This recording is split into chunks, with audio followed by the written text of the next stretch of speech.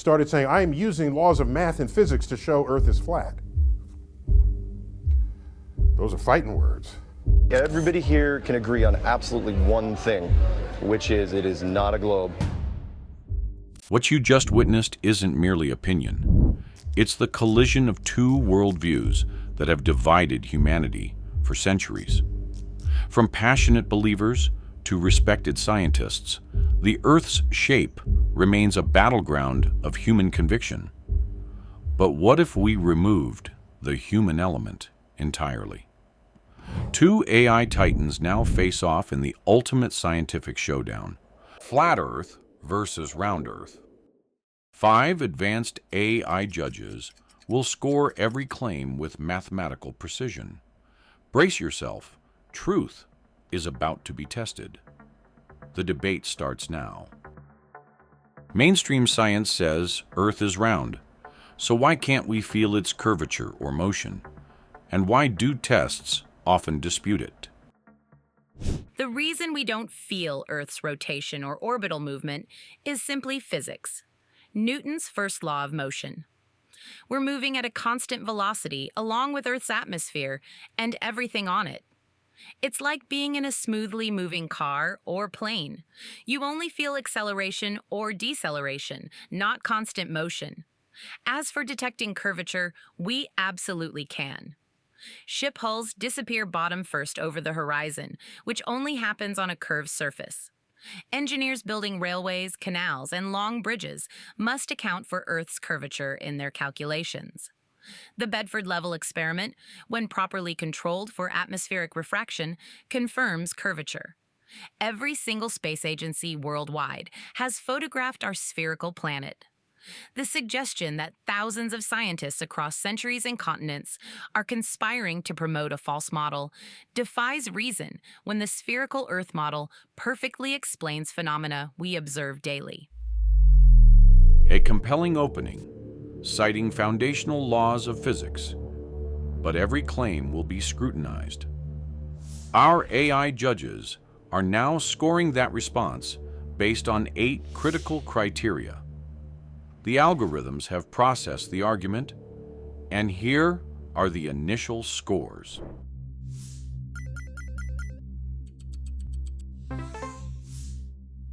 The constant velocity explanation is circular reasoning.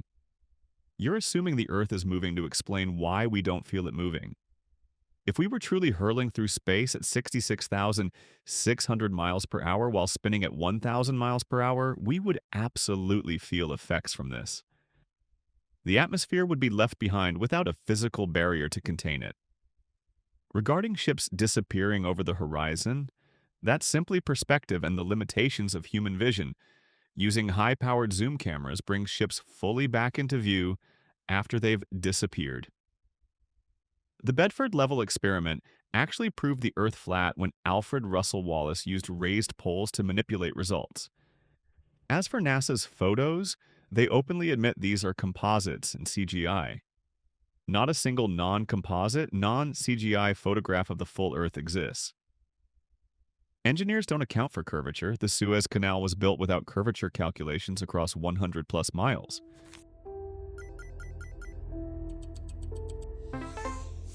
Your claim about feeling Earth's motion ignores basic physics. On an airplane cruising at 550 miles per hour, can you feel that constant speed? No, because you're moving with the plane. The same principle applies to Earth. The atmosphere isn't left behind because it's gravitationally bound to Earth, rotating with it. Regarding ships disappearing, no amount of zooming will bring back the hull once it's below the horizon. Only the parts still above the horizon become clearer. The Bedford level experiments have been repeated with modern equipment, conclusively proving curvature. Engineers absolutely account for curvature. The Millau Viaduct in France, Danyang-Kunshan Grand Bridge in China, and Verrazano Narrows Bridge all incorporated curvature calculations. Dismissing all space photographs as CGI requires believing that rival nations like the US, Russia, China, Japan, and India are all collaborating in history's greatest conspiracy.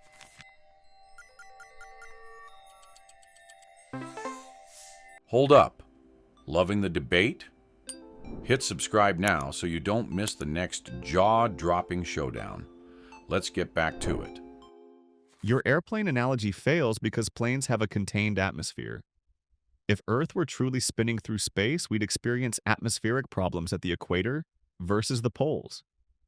The centrifugal force differences would be massive, yet they don't exist. Regarding ships, there are countless videos showing ships reappearing with zoom lenses. This wouldn't be possible on a globe. The Bedford level experiment has never been properly repeated without manipulation. As for engineers, Brian Mullen, a civil engineer, confirmed bridges don't account for curvature. The Suez Canal remains level for over 100 miles, impossible on a curved Earth. Samuel Rowbotham's experiments on the Old Bedford River proved water always finds its level. And yes, NASA admits their images are composite CGI creations. Even their former employees like Matthew Boylan have become whistleblowers exposing this deception after discovering the truth.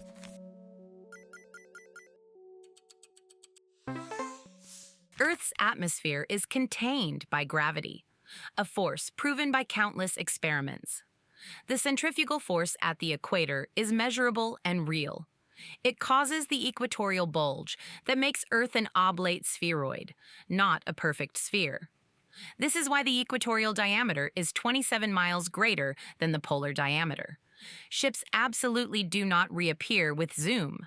Only portions still above the horizon become clearer. Brian Mullen's claims have been thoroughly debunked by actual bridge engineers who confirm curvature calculations. The Suez Canal does follow Earth's curvature. That's why it doesn't require locks, despite connecting different sea levels. Water finds its level relative to the center of gravity, forming a curved surface around a massive body. I notice you're ignoring other evidence.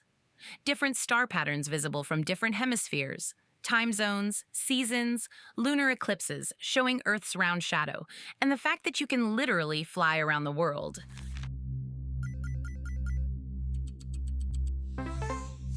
Gravity is a theory, not a proven force. What we observe is simply density and buoyancy. Objects seek their density level. The so-called equatorial bulge is based on mathematical models, not direct observation. Star patterns change based on perspective and atmospheric conditions, the same way a spotlight illuminates different areas as it moves. Time zones are perfectly consistent with a flat Earth model where the sun moves in circles above the plane.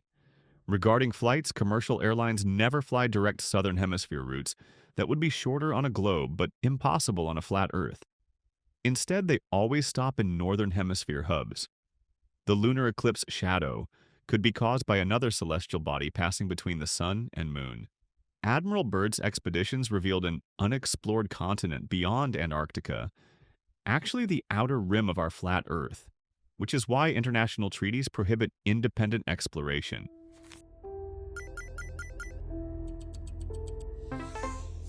Describing gravity as just a theory demonstrates fundamental misunderstanding of scientific terminology. Scientific theories explain observed phenomena and make testable predictions. Gravity does both perfectly. Density and buoyancy can't explain why objects fall downward rather than sideways or upward. They require gravity to function. The equatorial bulge is directly measured using satellites, not just mathematical models. Star patterns are entirely incompatible with a flat Earth. The Southern Cross is visible from all southern locations simultaneously, but invisible from the north. Direct flights between Southern Hemisphere cities exist daily, like Santiago to Sydney, Johannesburg to Perth, or Buenos Aires to Auckland. These routes are impossible on a flat Earth map. The lunar eclipse shadow is always round regardless of the moon's position, which only happens with a spherical object. Regarding Antarctica, thousands of scientists from dozens of countries work there annually, and tourist cruises visit regularly. There's no wall or restriction on exploration.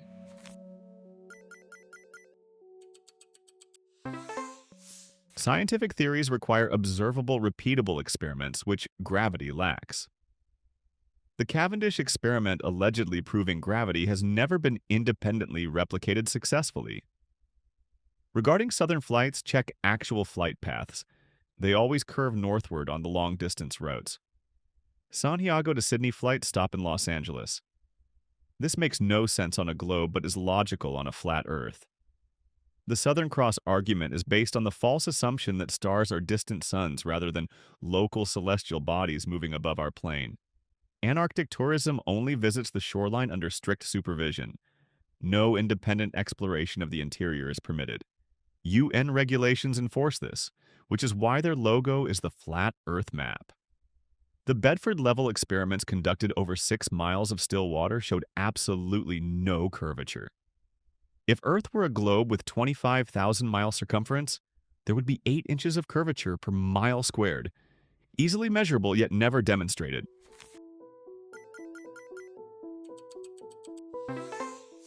The Cavendish experiment has been replicated countless times by universities worldwide. Students perform it regularly in physics labs. Regarding flights, you're simply wrong. Qantas flies nonstop from Santiago to Sydney, QF28. LATAM flies nonstop from São Paulo to Johannesburg. And Air New Zealand flies Auckland to Buenos Aires nonstop. These routes are shorter on a globe, but would be impossibly long on a flat Earth. The UN logo is an azimuthal equidistant projection, a way to represent a globe on a flat surface, centered on the North Pole. It distorts the southern hemisphere dramatically. Antarctica has been crossed numerous times by expeditions and researchers. The Australian Antarctic Program, British Antarctic Survey, and dozens of research stations operate there year-round. The Bedford level experiment, when properly accounting for atmospheric refraction using modern equipment, confirms Earth's curvature. The 8 inches per mile squared formula is correct, and this curvature is precisely what we observe with proper measurement. The Cavendish experiment demonstrates attraction between masses, not proving Earth is a spinning ball. Those southern flights you mention are recent additions specifically created to counter flat Earth arguments. Check their flight paths, which still don't follow straight lines as they should on a globe. The projection excuse for the UN logo is convenient but unproven. The Antarctic Treaty of 1959 specifically prohibits independent exploration, requiring government permission and escorts. Flat Earth researchers like Jeranism, conducting laser tests across Lake Balaton in Hungary, over 10 miles, found absolutely no curvature where there should be 66 feet of drop. Felix Baumgartner's stratosphere jump showed a completely flat horizon at 128,000 feet. No curvature visible even from that height. NASA astronaut Don Pettit admitted they don't have the technology to go back to the moon. Convenient for hiding that they never went there in the first place because it's impossible to leave our enclosed system.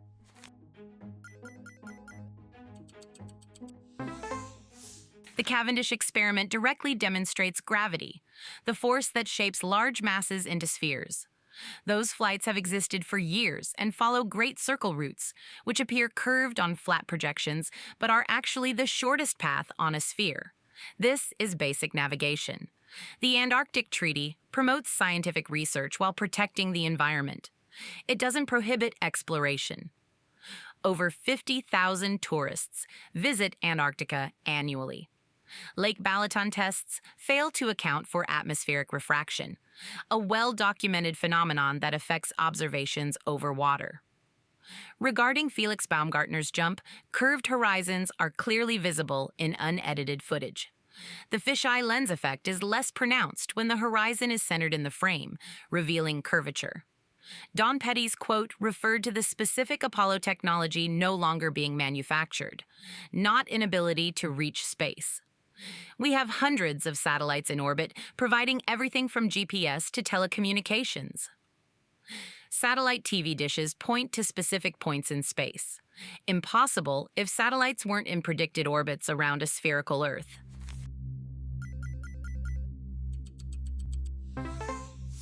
The so-called Great Circle routes are simply flight paths following the magnetic field lines of the flat Earth. Navigators have always used magnetic compasses, not calculations based on a supposed globe. Antarctic tourism visits only the shoreline peninsula, never the vast interior where the edge or continuation beyond the ice wall exists. Atmospheric refraction is the globe believers' excuse whenever observations don't match their theory. Regarding Baumgartner's footage, the curvature only appears when using fisheye lenses. Straight horizon lines are visible in non-distorted frames. Satellites are actually high-altitude balloons, or mounted on the firmament dome enclosing our system.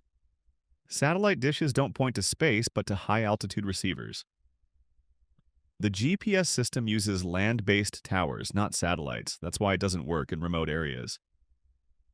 The Bedford-level experiment has been repeated numerous times with modern laser technology, consistently showing no curvature over still water, directly contradicting the globe model.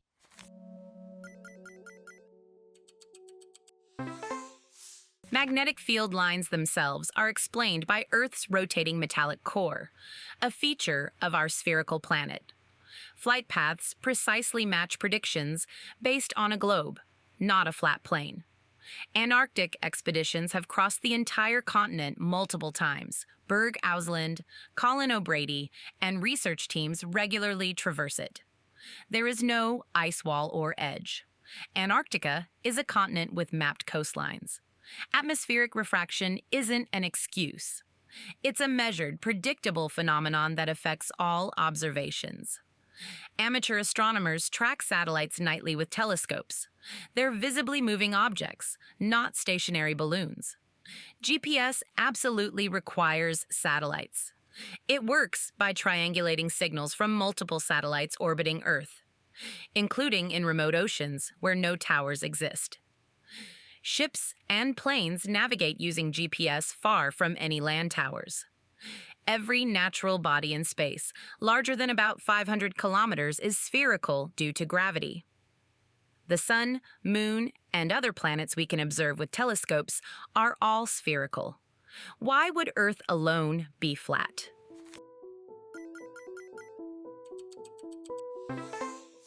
The magnetic field explanation is circular reasoning.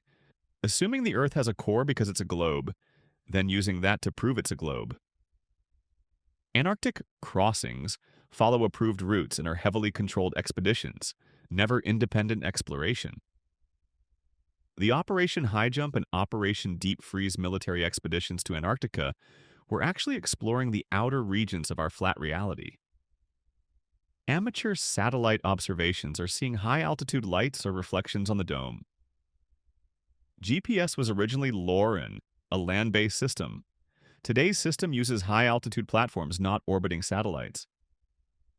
Why would militaries develop ground-based positioning systems like LORAN-C if satellite GPS existed? Other celestial bodies aren't necessarily spherical. We observe them as circular disks, not spheres. The alleged rotation of planets could simply be circular movement above our plane. The Michelson-Morley experiment failed to detect Earth's movement through space, directly contradicting the globe model. The Sagnac experiment further demonstrated that the Earth is motionless within the ether.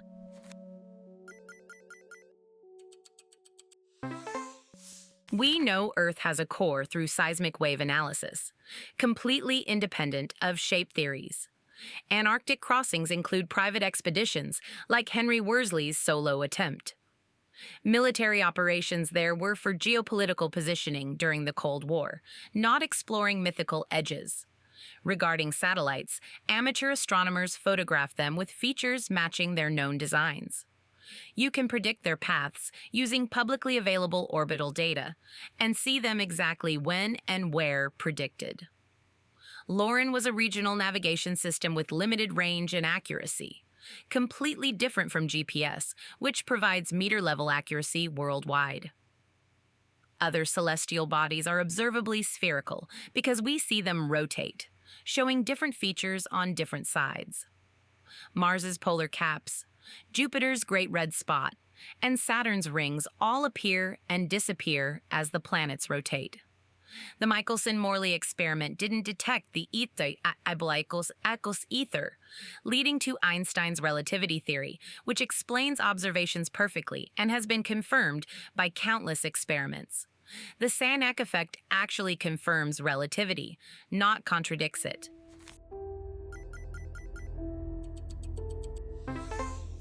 Seismic wave analysis relies on assumptions about Earth's composition based on the globe model. Again, circular reasoning.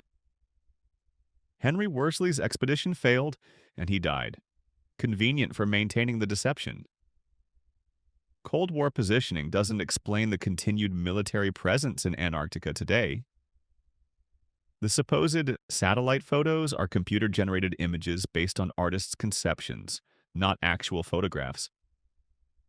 The planetary rotation observations are merely changing light patterns on luminous bodies above our plane. Einstein's relativity was developed specifically to explain away the null results of experiments that should have detected Earth's movement. It's mathematical sophistry without physical reality. NASA admits they use theoretical models rather than direct observation for most of their claims. Even Apollo astronauts like Buzz Aldrin have made statements suggesting the moon landings were staged. Multiple camera angles from space missions show wires and harnesses supporting floating astronauts. Water bubbles are visible in space footage, proving it was filmed in underwater tanks.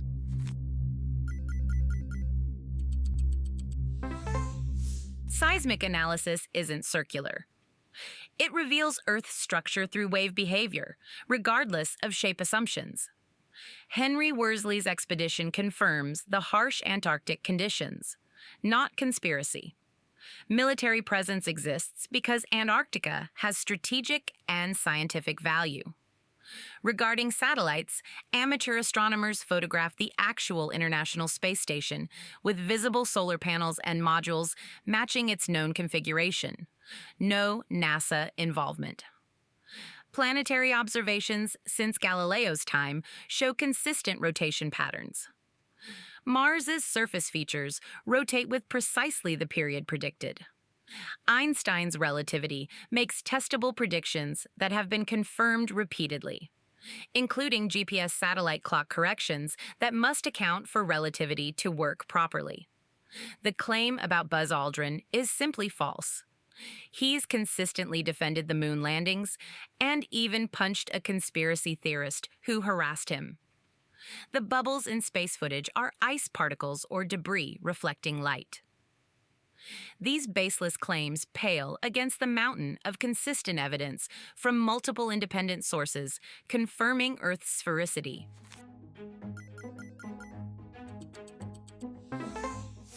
Amateur photos of the alleged ISS show only a blurry light, not distinguishable features. NASA's own footage from space contains numerous anomalies, like astronauts using harnesses, visible wires, and bubbles in space that can only exist in water. The behavior of gyroscopes contradicts a spinning Earth. Gyroscopes should precess significantly on a rotating globe, but they maintain their position. The Chicago skyline is visible from across Lake Michigan at distances of 60-plus miles, impossible on a globe with 8 inches per mile squared curvature. Buzz Aldrin's behavior is telling. His nervousness during interviews and reluctance to swear on the Bible about the moon landings speak volumes. Einstein's relativity contradicts itself by claiming light has constant speed while also bending near mass. It's mathematical deception to preserve the heliocentric model after experiments failed to detect Earth's movement. The flat Earth model corresponds perfectly with our observation that water always finds its level and never curves around a ball.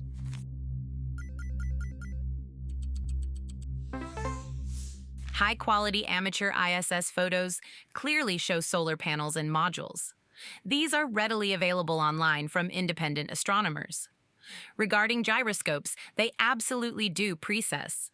This effect, called the Foucault pendulum effect, has been demonstrated worldwide for nearly 200 years.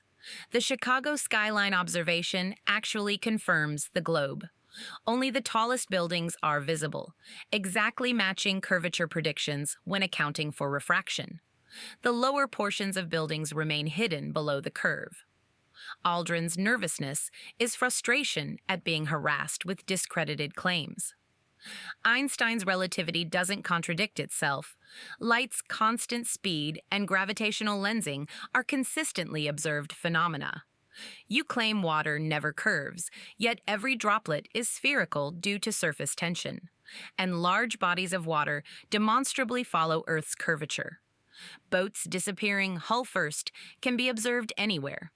If Earth were flat, we could see mountains and cities from hundreds or thousands of miles away with powerful telescopes. Yet we can't, because they're beyond the horizon on our curved planet.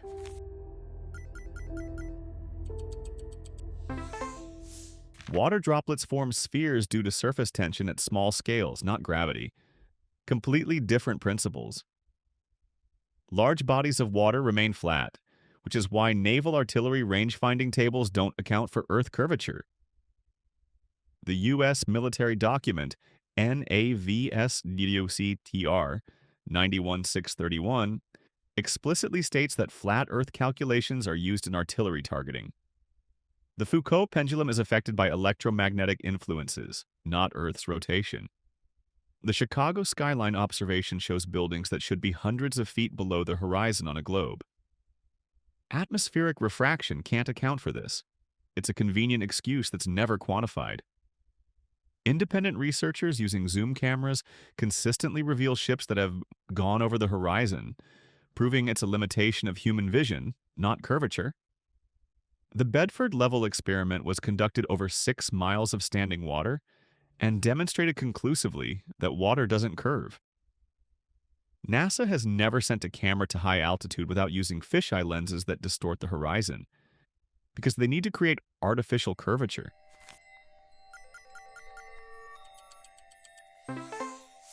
Artillery tables absolutely account for Earth's curvature. They also include the Coriolis effect, which only exists on a rotating sphere. The document you cite refers to calculations over limited ranges, where curvature effects are minimal. Naval gunners targeting beyond 20 miles explicitly calculate for Earth's curvature. The Foucault pendulum works identically worldwide, even in vacuum conditions that eliminate electromagnetic influences. Regarding Chicago, only the tallest portions of buildings are visible.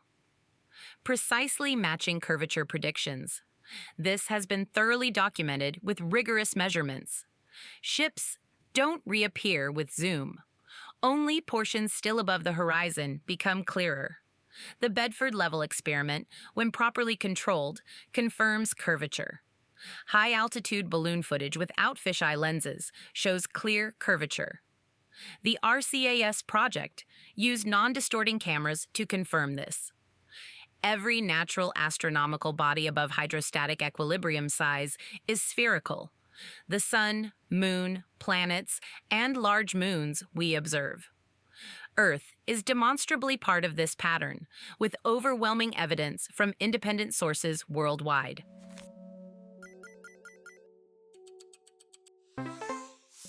The Coriolis effect is merely an observed phenomenon that can be explained by the electromagnetic currents moving above the flat Earth.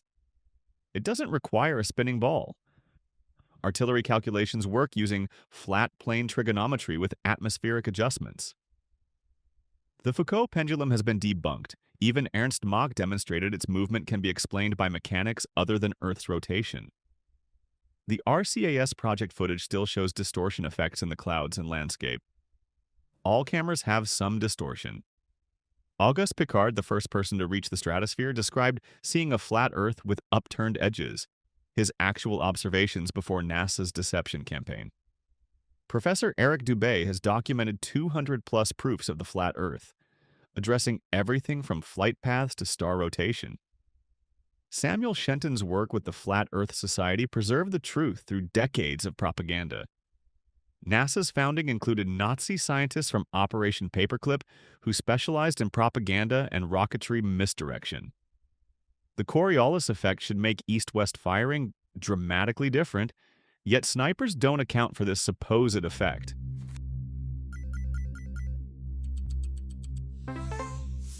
The Coriolis effect behaves precisely as predicted on a rotating sphere, affecting weather patterns, ocean currents, and long-range projectiles differently in northern and southern hemispheres. Military snipers absolutely account for it, at ranges beyond 1,000 meters. Ernst Mach's criticisms of the Foucault pendulum were addressed over a century ago with controlled experiments.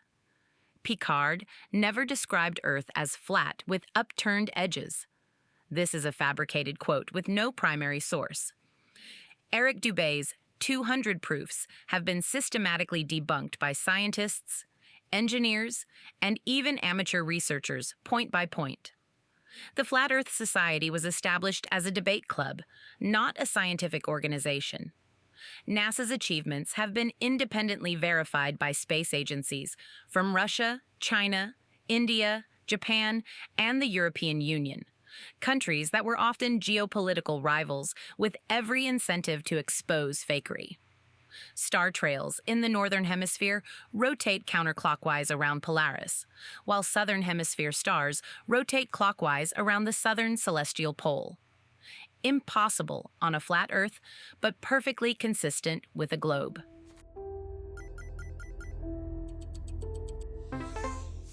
Star rotations are explained by the circular movement of stars above our plane.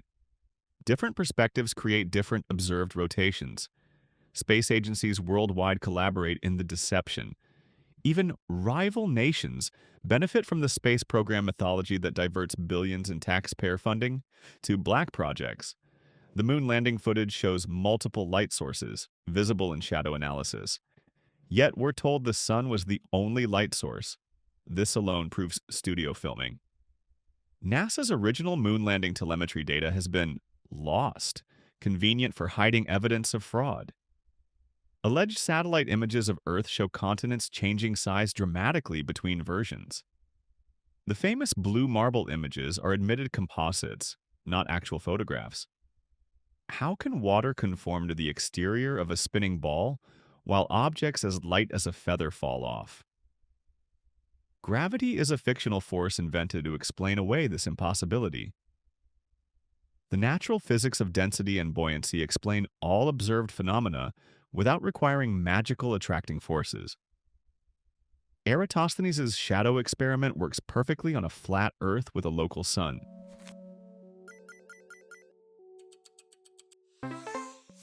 Different star rotation directions from different hemispheres cannot be explained by a flat Earth model. The southern celestial pole is visible from all southern locations simultaneously, impossible on a flat plane. The conspiracy you propose would require millions of people across centuries and competing nations to maintain perfect secrecy. Astronomically improbable. Lunar shadows behave exactly as expected with a single light source. Apparent differences come from the lunar terrain and camera exposure settings. The blue marble images are composite in the sense that multiple images are stitched together for a full view, the same technique used in any panoramic photo. Continents appear different sizes in different projections because representing a sphere on a flat surface always creates distortion. Water conforms to Earth through gravity, the same force keeping the moon in orbit and forming all celestial bodies larger than about 500 kilometers into spheres. Eratosthenes' experiment specifically proves curvature. Different shadow angles at the same time in different locations only occur on a curved surface. On a flat Earth with a local sun, shadows would be different lengths. Eratosthenes' experiment assumes the sun is millions of miles away with parallel rays. With a local sun about 3,000 miles above Earth, the different shadow lengths are perfectly explained on a flat plane. The southern celestial pole is not actually observed. What people see is a circular star rotation without a central star, like Polaris. This matches the flat Earth model with stars rotating above us like a carousel. The conspiracy doesn't require millions of people. Only the top levels of NASA, military, and government need to know, while workers believe they're contributing to legitimate projects. Regarding gravity, No experiment has ever isolated gravity from electromagnetism or demonstrated matter attracting matter. It remains theoretical. The Cavendish experiment shows electrostatic attraction, not gravity. Rockets appear to go to space but actually arc into the ocean at a safe distance. That's why NASA launches over water. The Van Allen radiation belts make human space travel impossible, as admitted by NASA engineers working on the Orion spacecraft who said they must solve the radiation problem before sending humans through this region.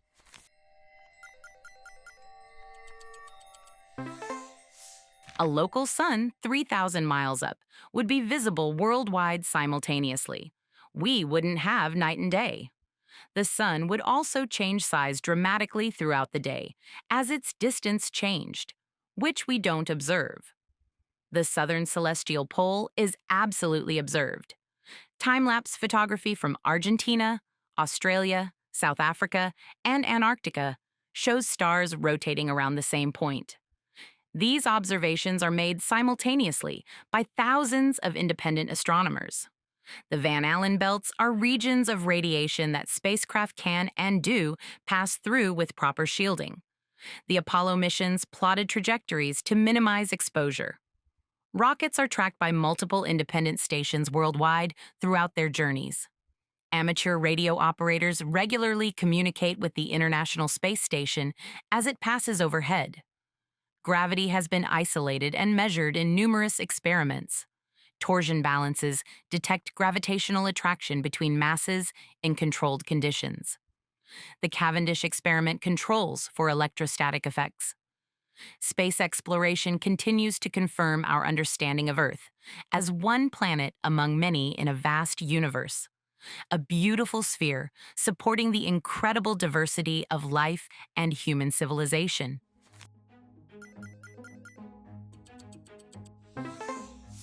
The sun's apparent size remains consistent due to perspective laws and atmospheric lensing. The same reason a setting sun appears larger. Night and day are explained by the sun's circular path above the flat Earth, illuminating different regions as it moves. The alleged southern celestial pole lacks a central star because it's not actually a pole, just a circular star movement pattern. Amateur radio communications with the ISS are easily hoaxed through ground stations.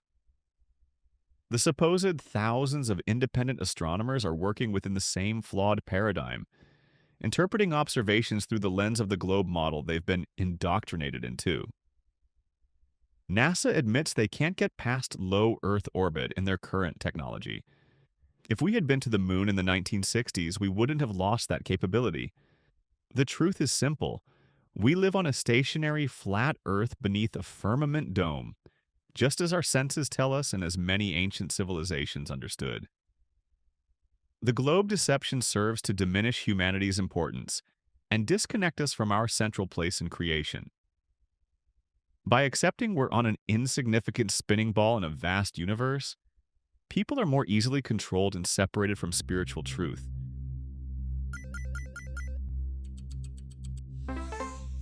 And that concludes our debate.